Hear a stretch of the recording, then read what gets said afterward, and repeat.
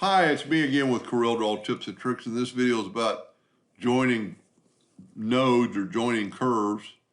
So if you've got them both selected, let me unselect them. So you take your pick tool, well, it'd be better to take the shape tool, and then hold down the shift key and select that one. Grab them both and go to Object, Join Curves, and join it.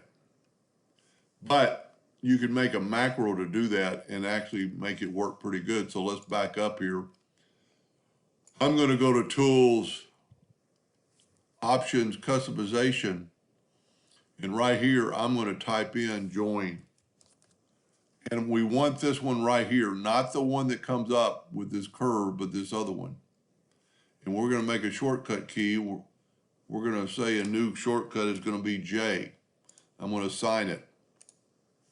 Now, when I select these two and I hit J, this comes up and I hit OK.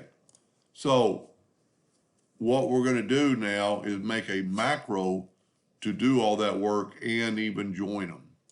So let's go to Scripts, start recording. I'm going to type in join. As soon as I hit OK, it's going to start recording. I'm going to hit J and OK. Now I can go to Tools, Scripts, and stop recording. Let me take it apart again. Now let's go to Tools, Scripts. So it'll be right there and we can double click on it and it joins it. Now we can right click and assign it a shortcut key. And I've already done it. It's called alternate J, but you could call it anything. We could delete that. We've already got J for the other one.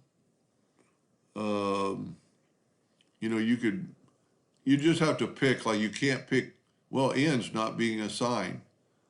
So it'd be right below the J, and it would stand for nodes, and if you just remember that. So now let's back up here and just hit the letter N, and it joined those curves. So it saves you a few steps from having to select these, 1, 2, 3, 4. 4 steps when you can do it with one letter. Pretty cool. I hope that helped a little bit. Thank you for watching.